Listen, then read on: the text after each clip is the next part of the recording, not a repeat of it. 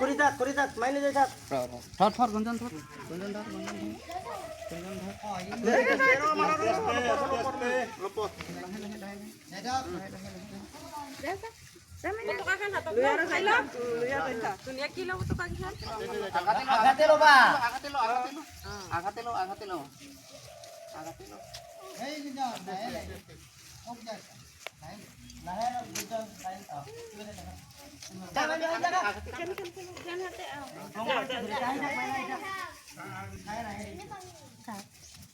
হাত মিলি দিয়ে সবে হাত মিলি দিয়ে ডিস্টেন্স মেইনটেইন কৰা এইখিনি কি হৈছে খালি হৈছে এইখিনি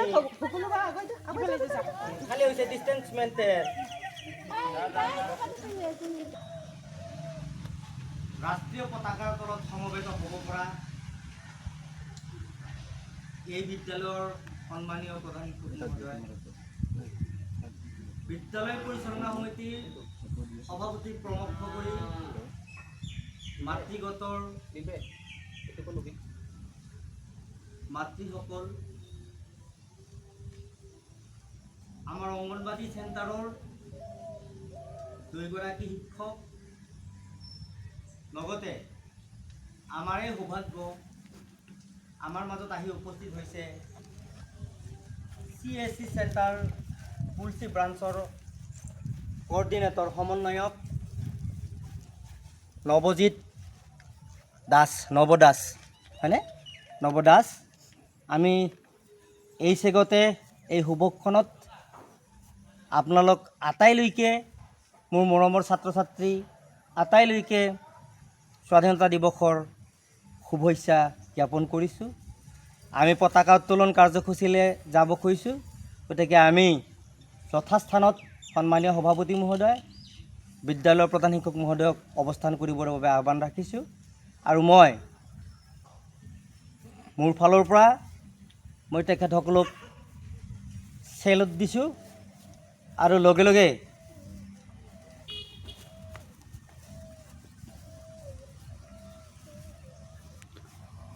মহোদয়ক আগুৱাই আহি সভাপতি মহোদয়ক এই 80তম স্বাধীনতা দিৱসৰ পতাকা উত্তোলন কৰিবৰ বাবে মই আগবাঢ়িবলৈ জনালোঁ আপুনি হেল্প দিয়ক আপুনি লাইভ দিছে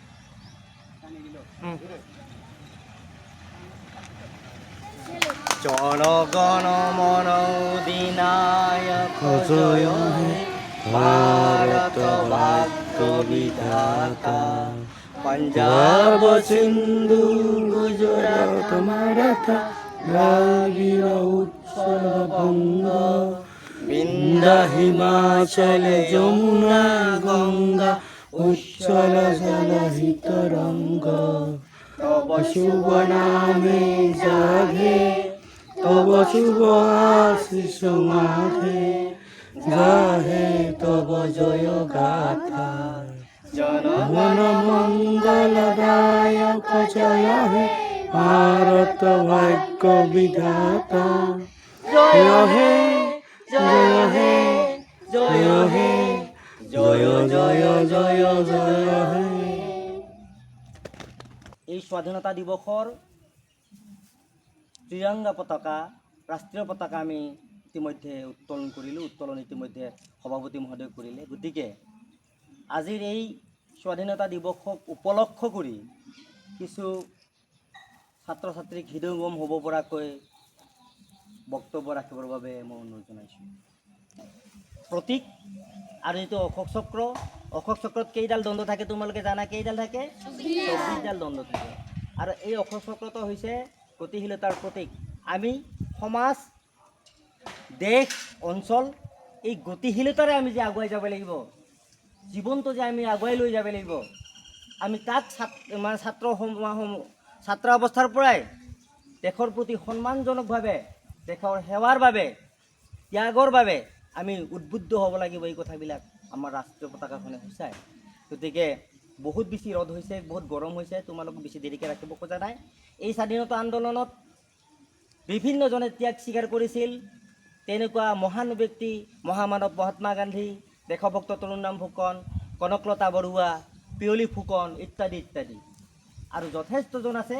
গতিকে সকলোৰে প্ৰতি আমি আজিৰ এই শুভক্ষণত তেখেতসকলৰ আত্মা য'তেই আছে, যিভাৱে আছে, যিদৰে আছে, যেনেকৈ আছে, তেখেতসকলে শান্তিৰে জীয়াই থাকক। আৰু তেখেতসকলৰ যি মহান কৰ্মৰাজি, তাক যাতে আমি সৰগত কৰি অনাগত সময়ত, তোমালোকে ছাত্ৰ হৈ আছা, এদিন দেশৰ নাগৰিক হ'বা। দেশৰ নাগৰিক হোৱাৰ লগে লগে দেশৰ প্ৰতি কি দায়িত্ব, সেই কথাবিলাক লাহে লাহে বয়সৰ লগে লগে বুজিবা। আজি আমি অলপমান 50 বছৰ বয়সত আজি অলপমান দেশৰ প্ৰতি কি দায়িত্ববোধ আছে আমাৰ, সেই কথাখিনি বুজিছোঁ। আজি তোমালোকে 10 বছৰ 12 বছৰে হৈ আছে কাৰণে একো নুবুজিবা। এতিয়া এটা সময়ত তোমালোকে এই কথাবিলাক বুজি পাবা। গতিকে সকলোকে ৰাষ্ট্ৰীয় পতাকাৰ প্ৰতি যিটো সন্মান প্ৰদৰ্শন কৰিব লাগে, দেশৰ প্ৰতি যিটো সন্মান প্ৰদৰ্শন কৰিব লাগে, ৰাষ্ট্ৰীয় ভাষাৰ প্ৰতি যিটো সন্মান প্ৰদৰ্শন কৰিব লাগে, এই কথাবিলাক তোমালোকে সদায় মনত ৰাখিবা। নিশ্চিতভাৱে এদিন তোমালোকে এই অঞ্চলৰ পৰাই একোজন ভাল মানুহ হৈ ওলাই যাব পাৰিবা নিশ্চয়। গতিকে এই কথাখিনি আশা ৰাখিছোঁ।